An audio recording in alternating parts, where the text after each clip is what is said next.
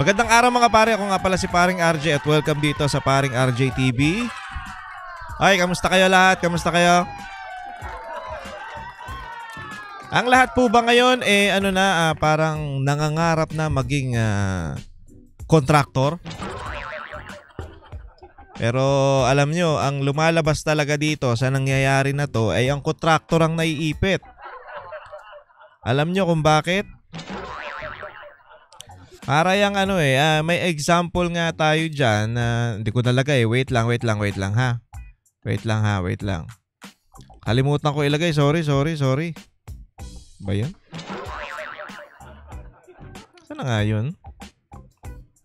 Teka, hanapin ko lang ha.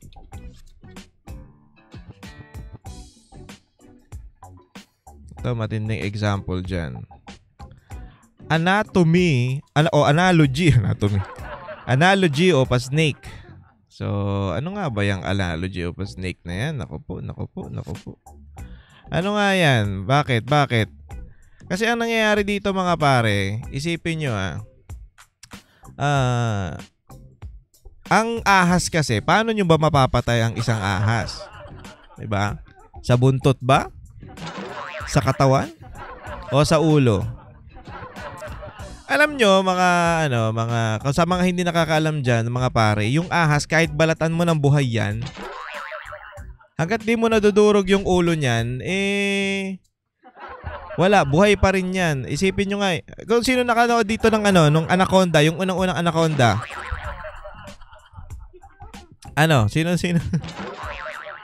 Oy, ang luma nyo Yung unang-una, yung kay, I think, Jennifer Lopez yun. Hindi ako nagkakamali. Kasi meron doon yung last part nung anaconda na yon, yung ahas, sinunog na nila. So, yung ahas, lumubog sa kala nila patay na, lumubog sa tubig.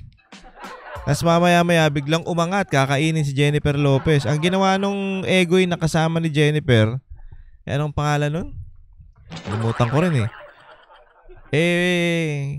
hindi mamatay-matay. Ngayon, pinunterian niya yung ulo, yun, namatay.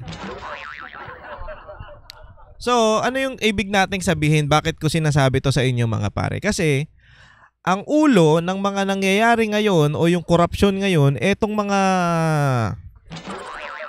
kongresista o yung mga masasabi nating nandyan sa house. Diba? Tapos, ang katawan, kung saan dumadaan,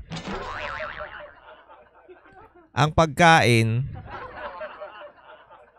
ang DPWH. Ngayon, saan yung kontraktor doon, paring RJ? Ang kontraktor doon na sa dulo, sa buntot na, sa puwet na.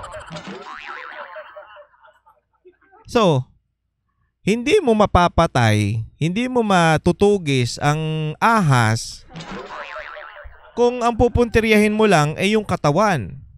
At hindi rin mo mapapatay ang isang ahas kung pupuntiryahin mo lang ay yung buntot. Dahil buntot lang naman yan Ang pinaka-puntirya talaga dapat natin o dito sa korupsyon na nangyayari dito sa Pilipinas, lalong-lalo dyan sa flood control project at kahit hindi flood control, basta mga korupsyon sa Pilipinas, dapat ang tugisin natin yung ulo. Patayin yung ulo. Kasi tuloy-tuloy pa rin yung gawain niya nila hanggat yung ulo nandiyan pa rin. Buhay pa rin yan. Magpapalit lang yan ng buntot. Pero yung ginagawa nilang katarantaduhan sa Pilipinas o yung ginagawa nilang pangungurap sa Pilipinas, hindi magbabago yan hanggat hindi natin natutugis yan. Kaya ang suggestion natin o ang gusto nating iparating sa ating mga kababayan, okay, sige, punahin natin yung mga kontraktor na yan, sitahin natin. Dahil kumampi sila kasabwat sila dyan punahin natin yung DPWH dahil kasabwat sila. Mga district engineer, 'di ba? Punahin natin yan, parusahan natin yan. Kung dapat may makulong, dapat may makulong. Pero ang unang-unang pupuntiryahin dapat natin yung ulo. Sino ba yung mga yon? Yan yung mga congressman o yung mga nag-a-appropriate o yung mga sinasabi nating small group o yung mismong nagbibigay o nag-a-appoint ng budget dyan sa mga project na yan. Kasi sila talaga ang may pakana niyan at may hawak niyan. Kung hindi natin mapupuntirya yan, wala mangyayari dito sa mga hearing na to. Ano lang to, palabas lang to. Oh, biruin mo naman.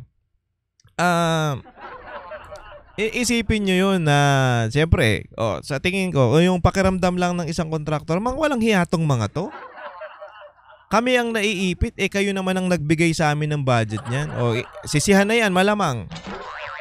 Pero, ang napapalabas sa taong bayan o ang nagmumukhang masama talaga o ang bumukang magnanakaw talaga yung mga kontraktor at yung DPWH. Sabihin na natin sa kontraktor na lang kasi sila ang nakikitang madalas na nagfe-flex ng kanilang mga yaman. Okay, wala namang problema doon. Mayaman talaga sila, walang problema doon. Okay, medyo sensitive lang sa part ng nag-uulan o nagbabaha dito sa Pilipinas, ganyan sila ng ganyan. Medyo bad trip talaga ang mga Pilipino sa ganun kasi wala kang pakiramdam.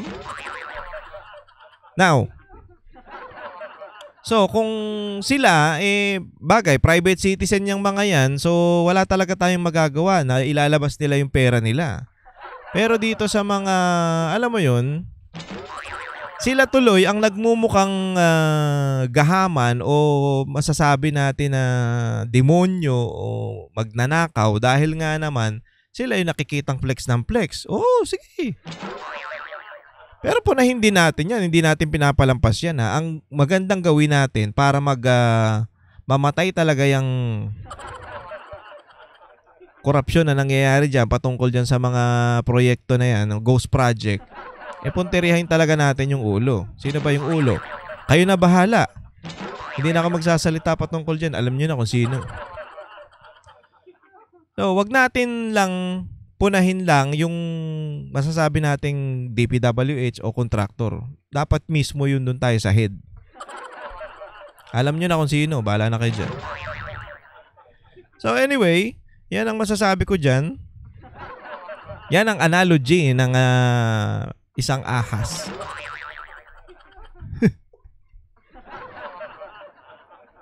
Eto. Meron pa kasing isang lumalabas dito na ito. Alam nyo naman tong aso na to na hindi talaga to tatahimik hanggat, alam mo yon, hanggat hindi to, ewan ko basta pag nakita siya mga Duterte issue, yan na yan, labasan na ng labasan yung animal na yan. Ito. May dito, may nagpost, ewan ko kung ano niya yata to, kamag-anak niya to. Sabi dito, matagal nang sinungaling yan si Senator Bongo. Maraming salamat, Sentry, putya na, baduy Sentry Antonio Sonny Trillanes. Lahat ng mga expose mo sa simula't simula na sa Senado ka pa, heto, at naglalabasan na lahat. Naalala ko siguro doon na hearing noon na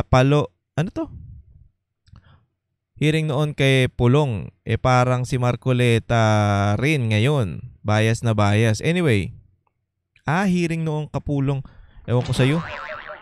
Bias na bias. Anyway, nasa panig mo, Senator, katotohanan gabay na. So, yan. Sabi dito ni Senator Bongo, ito. Mananagot po lahat ng dapat managot. Okay. Tapos, siyempre, sasagot yan si Trillanes. Si Bongo, na hanip magmalinis kanina sa Senate investigation ay may 80 million 80 million piso mga kontrata ang pamilya Diskaya sa kanila. So, di ka ba kinikilabutan? Ngayon, eto kasi mga nangyayari na to, itong si Trillanes. Putya, hindi mo malaman dito kung sobrang galit nito sa mga Duterte. Tangina, wala na nga pumapansin sa'yo Pero yung mga mayor lang, hindi ka pa nanalo. Dati kang senador. Ano to? Diba? Sabi sa kanya ng mga tao dyan sa Caloocan, Trillanes, putang hindi naman taga rito yan. Tatakbo dito yan. Diba? Ewan ko dito sa mamang to, talaga namang lahat gagawin kung masira lang yung mga Duterte o especially yung mga malalapit o kahit sabihin na natin malalapit sa mga Duterte. Kagaya nga nito ni Senator Bongo. Anak ng putya. Hindi ka ano diyan, wala kang ano, wala ka sa kalingkingan niyang mama na yan. Putya, ang tagal mo ng Senador Trillanes, wala ka pang nagawa sa Pilipinas na maganda. Animal ka. Puro katarantaduhan ang ginawa mo. Nagmumukha kang ang tanga dun sa Senate eh. Pati nga si... Di kita papaubrahin dito. Di ba napanood nyo yun? May video ako dyan dati pa eh.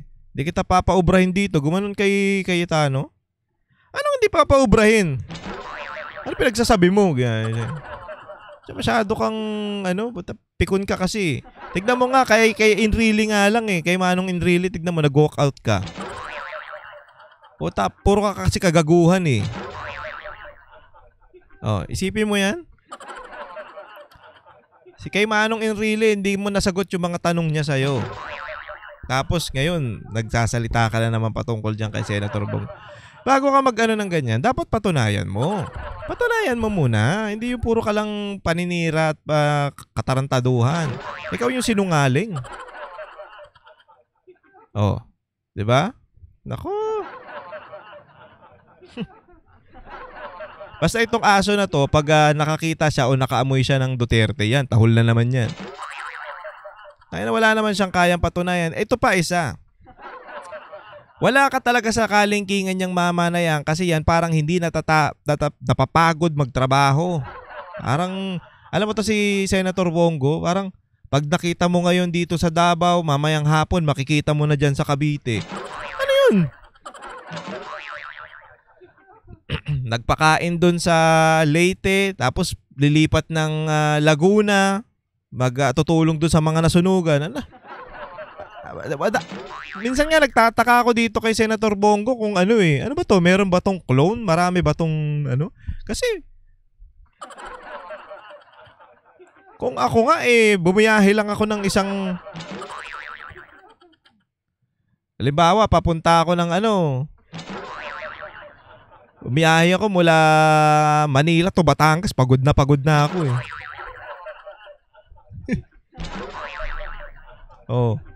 Parang ayoko na umuwi. Hindi na, bukas na tayo mo. Pagod na ako. Oh. Ako to bata, tingin ko mas matanda pa sa akin yan si Senator Bongo. Pero, putya, pag nakita mo yung Senator Bongo, bigla-bigla na lang nasulpot, oh. Naisip nyo ba yun mga pare? O kaya nag-number 1 to bilang senador. Diba? Oh. Ikaw ba, Trillanes, nasubukan mo na bang maging number 1? Ha? Baka nananalo ka nga lang sa swerte eh. Pero ito si Senator Bongo, hindi to umaasa sa swerte. Hindi to umaasa dun sa mga paninira. Yung maninira ka ng kalaban para manalo. Hindi. Gawain mo yan, Trillanes.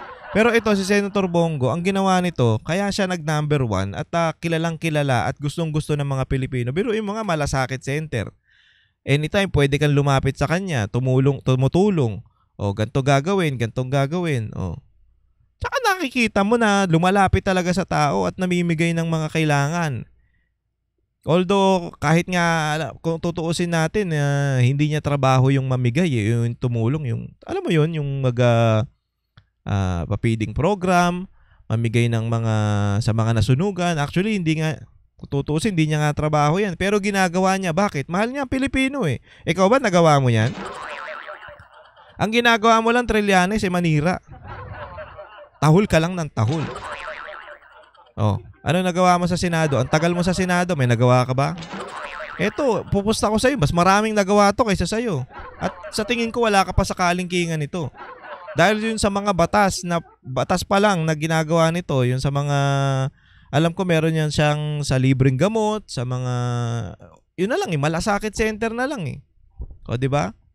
Diyan pa lang, pero may mga kakilala tayo na talagang sinasabi nila, pag nakita nyo po si Senator Bongo, yung mga nakikita natin sa mga nakakasama natin, baka pag nakita nyo o na-meet nyo o nakita nyo ulit si Senator Bongo sa isang sabihin nyo naman, maraming salamat kasi kung hindi dahil kay Senator Bongo, baka patayin yung tatay ko. 'Di ba? Kasi daw sila sa ospital at lumapit sila sa malasakit center, pero wala silang binabayaran. Oh. Tapos pwede ka pang lumapit sa kanya direkta. Ewan ko, sa sobrang busy siguro niya, hindi niya na naaasikaso yan lahat. Kaya nga, malaking bagay yung may mga ganito tayong senador na talagang yung puso yung para sa Pilipino. Yung ting, biruin mo ang sinasabi niya nga, ang bisyo niya ay magserbisyo. Ha? Unlike sa'yo, baka, ewan ko ha. Tingnan mo nga, meron niya pa isa dyan, nakakatuwa yung vendor na parang hiningi yung relo niya. Sir, pwede ba mahingi yung relo mo? Kasi gustong-gusto ko talaga niya. Walang ato-ato. Binigay ni Senator Bongo. Sinuot pa sa kanya. Nagbibigay ng sapatos. O, kaya niyong gawin yan? Ang tagal ng marami na akong nakitang senador pero walang nakakagawa ng gantong kagaya kay Senator Bongo. O, sabihin niyo nang pinagtatanggol ko. Pinagtatanggol ko talaga yan. Dahil, putya, mas gugustuhin ko na to ang gantong senador kaysa sa mga maiingay dyan. Putya, wala namang kwenta. Ingay lang kayo ng ingay. Wala namang kayo na itutulong. Buti sa akin ako may napapanagot kayo eh. Kaya yan si Trillanes, huwag kayo magpapaniwala dyan ha. Buang yan. Puta, na lang, pinipilit na lang maging relevant niyang mama na yan eh. Kasi syempre, magto 2028 na nangangarap pa rin niyang umupo eh. Oh, magulat kayo, baka tumakbo ng Vice President yan. Oh, kapartner ni Hontiveros. Oh, pustahan tayo. Pwedeng tumakbo ng senador yan o sabi nating Vice President. Nako. Ganyan yan. Kaya nag-iingay. Ngayon pa lang nag-iingay na yan. Wala. Oh, anyway, lipat na tayo. At meron pa isa. Ito mga to pare ha. Ito mga to. People's Tonight. Yan, mga yan. Kutya, mapapansin nyo yung mga post niyan, parang laging kontra sa mga Duterte o yung kasamaan ng mga Duterte. Yan, lagi post niya mga yan eh. Basta pagdating sa mga Duterte, yan nagpo-post. At isipin nyo, yung mga yan, nag-boost ng post nila para nga naman mas maraming makakita ng mga videos. Hindi ko nga alam sa mga fake news na to, sa mga fake news page na to, bakit hinahayaan ng Meta to? Samantalang yung Facebook page ko na putyang inahinak, hindi ko na ma-revive tapos wala na. Hindi pa ma-block, hindi pa report. Ano to? Puta, pumapabor lang kayo sa nagbabayad sa inyo. Ewan ko sa inyo Meta ha. Mais kayo ha. O yan, eto, huwag kayong magpapaniwala dito sa mga na to ha. People's Tonight. Eto pa isa. Pilipinas Today. Putag. Pare-parehas eh. Tapos meron pa isa. Ayan. The World Tonight. Puro yan. Pare-parehas yung mga yan. Ayan yung mga araw-araw na nagpo-post sa Facebook ng kung ano-ano. Putya, pinagmumukha nilang alam mo yun, tinitwist nila yung kwento. Pero sa totoo lang, yan, nagbabayad dyan para mag-boost yung kanilang page. Siyempre, pag mas naka-boost, mas marami makakita at sinishare o inilalagay ng algorithm ng Meta. Naku po. Tignan nyo nga yung page ko. Ang tagal-tagal na. Hindi pa umaangat. Pucha, 1.6 pa rin hanggang ngayon. Diba? Kasi magbo-boost. Anyway. Tapos na yan. Basta, yun yan ha. Bantayan nyo mga yan. Kung maaari, pwede po ba mag-request mga pare, nyo siya. I-report nyo yung mga yan, tapos i-block nyo. Kasi, pag yan nagtuloy-tuloy, maraming nga nagsashare niyan eh. Alam nyo, maraming nagsashare niyan sa sa Facebook. Maraming nakikita, tapos kita nyo na, mga Duterte. Pero pag ina-analyze mo o tinignan mo talaga yung fact, hindi naman talaga. Pinagmumukha lang nilang tanga. At yung mga tanga naman, share ng share. Oh, di ba? Ang saya. Oh, ito. Ito na yung natin. Ito na yung pinakabalita natin ngayon. Kasi putya, na huling-huli si Lisa Marcos sa video pero ayaw magpa-interview. Bakit kaya? Putya, imposibleng hindi ka nagpatawag ng ewan ko ha. Ang daming media pero ayaw magpa-interview. Ngayon, magtataka ka, bakit binitbit niya si Claire Castro dito? Putang ina. Aling Claire, sa ano ka na nagtatrabaho? Sa First Lady ka na nagtatrabaho? Tapos may babanggitin pa siya dyan. Putay na. Etong PCO sa presidente to nagtatrabaho. O sa etong si Yusek Claire, sa ano to? Parang siyang magiging spokesperson ng presidente. O siya ang nag-uulat ng mga magagandang ginagawa ng presidente. Pero bakit siya nandyan? Puta, dyan ka na nagtatrabaho? Magkano? Tanong lang tanong lang naman. Ito panoorin na natin to na mairita kayong lahat. Binanata ni First Lady Liza Araneta Marcos ang contractor ng palpak umanong Philippine Film Heritage Building sa Maynila. Depensa ng Bakit nila inaano to? Bakit nila ewan ko sa tingin ko lang Bakit nila laging pinag-iinitan tong mga contractor na to? 'Di ba? Sa contractor na talaga nila dinidikit yung problema o yung kasalanan. Excuse me. Sa contractor talaga nila idinidikit para ano? Para hindi pag-usapan kung sino yung dapat pag-usapan, which is Romualdez. Kasi siya ang nag-aalat ng budget diyan sa Kamara. At meron pang small committee. Yung small committee nga na yun ay dalawa lang sila dun. Kaya nga small Si Romualdez tsaka si Zaldico. Si Zaldico nasa US na. Anong ginagawa niya doon?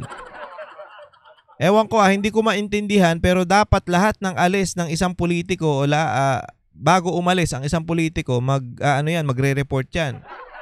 Hindi po pwedeng yung basta-basta na lang aalis. Actually meron pang isang kasama diyan sa Big Six diyan na nakita sa sa airport Napaalis na rin. Ano to? Alam ba to ng ng DILG? Sino bang mag-ano dyan? Parang DILG yata, oo. Kasi di ba dati ang tawag dito, si Baste, di ba? Alam ng DILG kung nasan siya o saan siya pupunta. So itong mga official ba to? Alam ba natin kung saan pupunta to? Meron ba tong mga papel? Kung wala po kagaguhan na talaga to. Contractor, tapos na raw nila ang phase 1 ng proyekto. Nasa frontline ng balitang yan, si Gio Robles. Tsaka bakit siya nang... Mahiya naman kayo. Ayan na putang Para kang asawa, mahiya naman kayo. Puro ganyan na lang. Kasi ang pinagmumukha nila dito, ang problema talaga o ang may problema ay yung mga kontraktor. Kasi nagbigay naman ng budget. Pero ang nangyayari, kaya nagkaka-ghost project o nagkaka-problema dahil dun sa mga kontraktor. Okay, sige, may problema yung mga kontraktor na yan at hindi nila ginagawa yung trabaho nila. Pero sino ba nagbigay ng budget dyan? Yun ang tanong. Yan ang banat ni First Lady Liza Araneta Marcos sa palpak na Philippine Film Heritage Building Project sa Maynila. Kahapon ang deadline ng rehab works ng gusali pero hindi pa pala tapos ng inspeksyonin ng unang ginang. Sa kanyang Instagram post sabi ng unang ginang, tumatagas na bubong, sira-sirang pader at hindi pa tapos na teatro ang napala sa 200 million pesos na proyekto na para sana sa tahanan ng Philippine cinema. Sino Sino nag-allocate ng budget na yan? Diba? Sino nag-approve ng budget na yan? At sino ang kumuha dyan sa kontraktor niyan? Diba? Ganun lang kasimple yun. Well, kasi mga pare, ang nagiging dito, dinidikit nila dun sa Duterte. Yung Diskaya. Kaya pinag-iinitan nila yung Diskaya. Kasi dumidikit sa mga Duterte. Okay. Kung sakaling, kung halimbawa lang naman na, kasi ang inaano nila yung substandard at masasabi natin na ghost project, 'di ba? Kung sakaling mapatunayan o masabi ng Diskaya o basta mapatunayan ng Diskaya na wala talaga silang ghost project, putya. Ang mayayari talaga diyan yung DPWH, pati ang nag-allocate ng budget. Kung walang ghost project, okay, bakit ganyan kalaki ang pera niyang mga yan? At bakit ganyan dyan yung ina-allocate? Kayo, pag nagsalita tong Diskaya, hindi, kasi may nakukuha sila sa amin eh. Dito nila binibigay sa amin, tapos hinahati namin.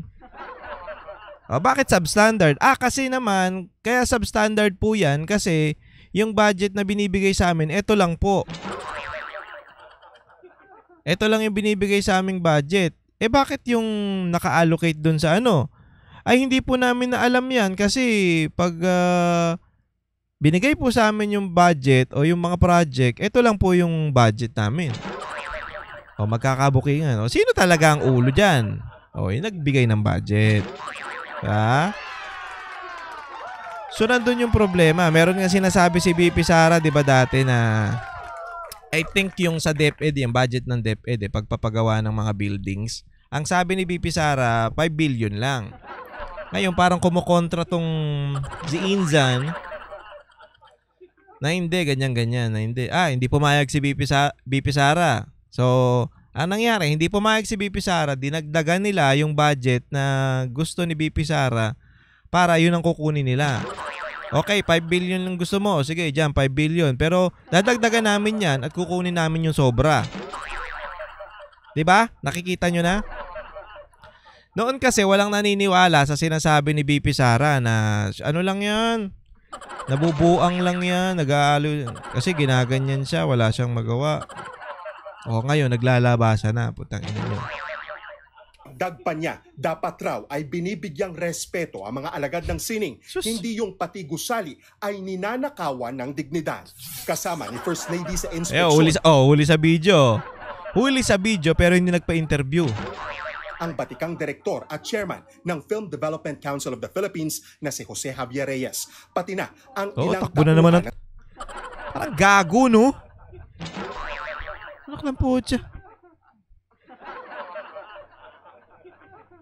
Meron pang isang interview si Marcos doon na nagpapa-interview. So, nakikita yung background. Putya, dumaan, nakatawil. Yung nakatakip yung, sorry! Tanginan mo. Papansin ka ba? Kulang sa pansin tong animal na to. DPWH, binalikan Kita nyo, tumakbo na naman. Bukay na inang yan. Na si Jose Javier Reyes. Takbo na! Ang ilang tauhan ng DPWH. Diba?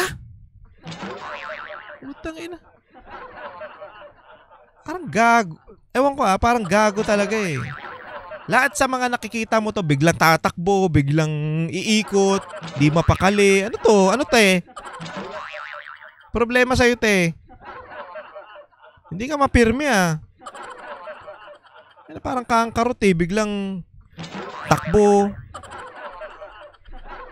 Diba? Alam ko naman, nakikita nyo mga pare, alam ko naman nakikita nyo yung galawan nito. Hindi ba kayo nawiwirduhan? Ba't ganito to? Ba't parang hindi first lady yung galawan? Binalikan kanina ng News 5. Putang ina, bakit nandyan yan? Diba?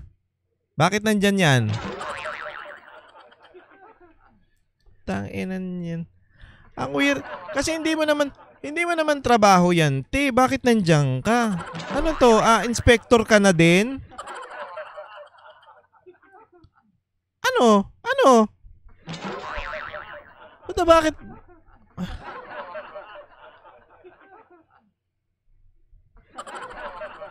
Pinipili talaga. Ewan ko kung binitbit to ni First Lady para ito ang magsalita.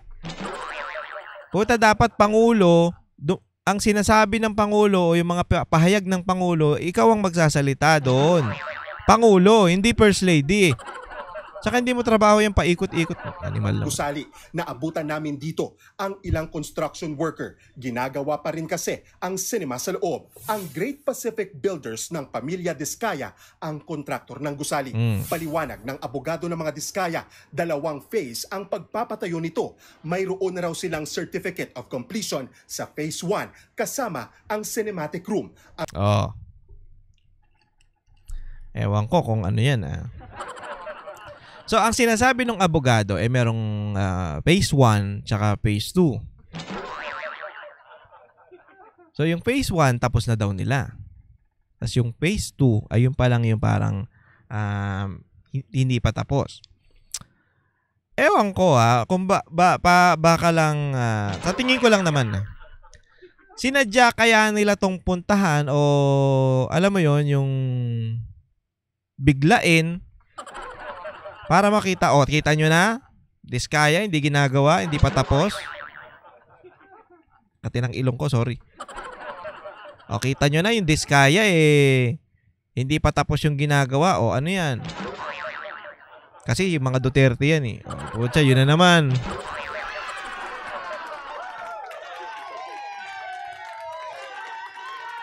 So, pinalalabas nila dito na hindi pa tapos, pero ang sabi ng abogado ng Diskaya, ito hindi ko pinagtatanggol tong Diskaya, wala akong pakialam dyan. Talagang dapat anuhin yan, talagang dapat panagutin yan kung talagang merong kasalanan yan. Panagutin natin kasi kasabwat sila sa anomalya Okay. Pero, 'di ba? Hindi naman pwede yung bigla kang susugod diyan. Ewan ko kung totoo yung sinasabi nila na may natulo. O kung ano-ano, hindi pa tapos. Pero ang sabi naman ng abogado daw, meron ng phase 1 na tapos. So may 2 phase daw 'yan. Ang kaso. Nakita po ng pamunuan ng ano ba 'yun? Philippine Film something, no? Na si chairman ng yung kanilang chairman, no? Ni-revise po yung plan, yung specs po ng cinematic room. So kumuha po sila ng ibang kontratista. Ang gumagawa po doon ay Theater Box Solutions and Services Corporation. Hindi po amin 'yon.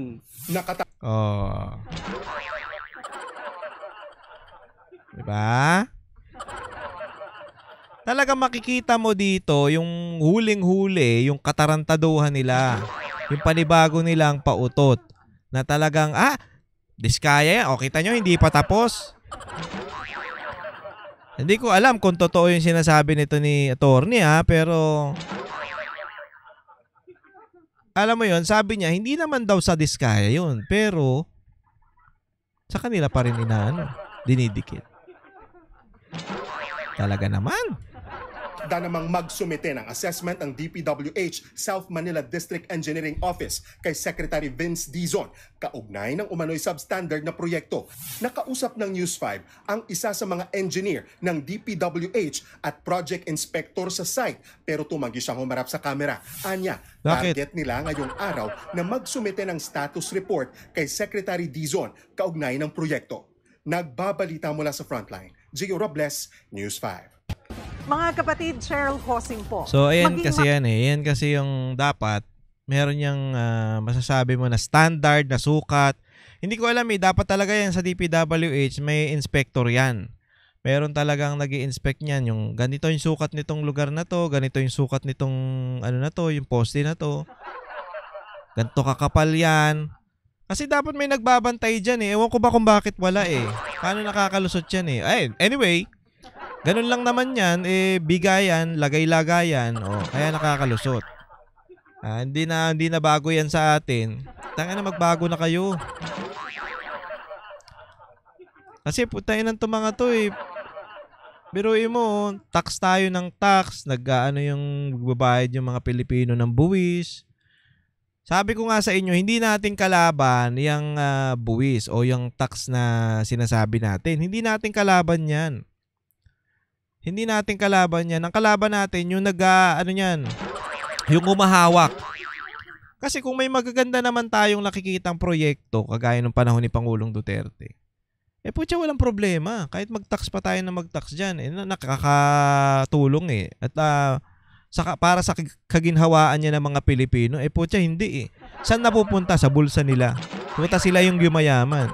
Kaya nga sabi ko sa inyo, walang problema kung sisitahin natin yung contractor, yung DPWH, pero ang unahin natin dapat yung mismong mga nag-allocate ng budget dyan o yung mismo naghahawak ng pera para ilagay o iposisyon dyan sa mga proyekto na yan. Ang putang ina. Kung hindi natin sisitahin yung ulo, walang mangyayari dyan. Paikot-ikot lang hanggang umabot ng Diba? Biruin mo, sila na nga, katarantaduhan nila, Sila rin yung nagtuturuan. Ano? Sila na yung nagtatarantaduhan. Kasi, tayo na. Ewan ko. Pilipinas talaga. Kaya nga nakakaawa yung mga kababayan natin eh. Alam niyo pinakakawawa dito talaga, yung mga maliliit, yung mga mahihirap. Yung mga nasa baba, yung tinatawag nilang nasa laylayan. Which is ayaw nilang yumaman o guminhawa yung mga yun kasi pag yun, nakaranas na maayos sa pamumuhay, patangin na malalaman na yung ginagawa nila. Kaya ayaw pala kaming tulungan nito na umangat sa buhay, itong mga politiko na to, kasi kami ang pinagkukuhanan ng boto. Tignan nyo nangyari nung nakaraang eleksyon. Pucha, ang ginawa, dinaan sa ayuda. O, diba, nanalo yung iba?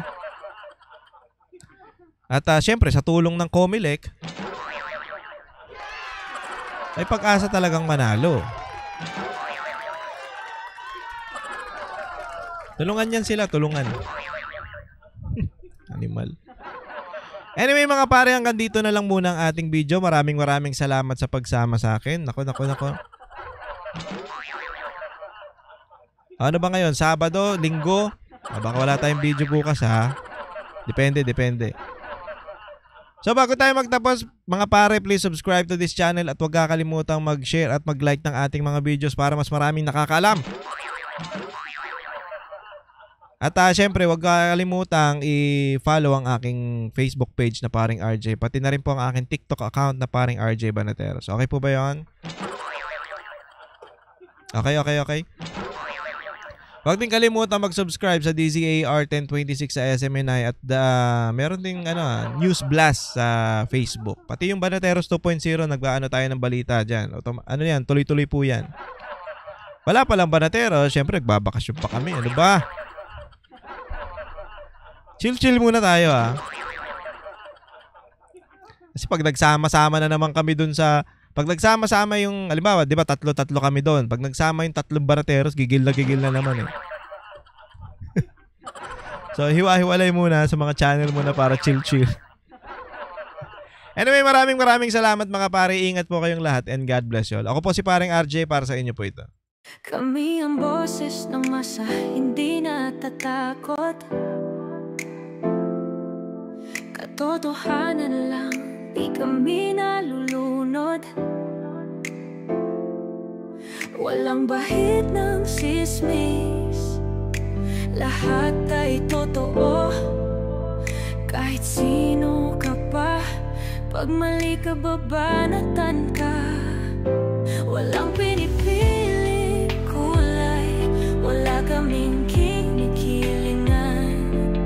Basta para sa bayan, kami lalaban.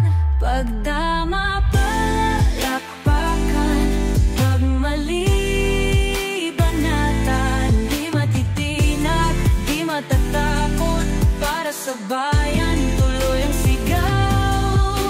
Sa harap ng kamera, walang halong takot. Mga baluktot, lahat kayo'y tutumba. Ang hustisya at totoo, yun lang ang mahalaga. Kahit sinong harang, di kami matitinag. Walang pinipiling kulay, wala kaming kinikilingan. Basta para sa bayan, kami lalaban. Pag tama palakpakan, pag mali banatan. Di matitinag, di matatakot, para sa bayan tuloy ang sigaw. Kung nasa tama ka, ikaw ay aming kasama. Pero pag mali ka, handa ka na bang mabasag? Banateros kami, walang inuurungan. Dahil bayan muna, bago ang sarili.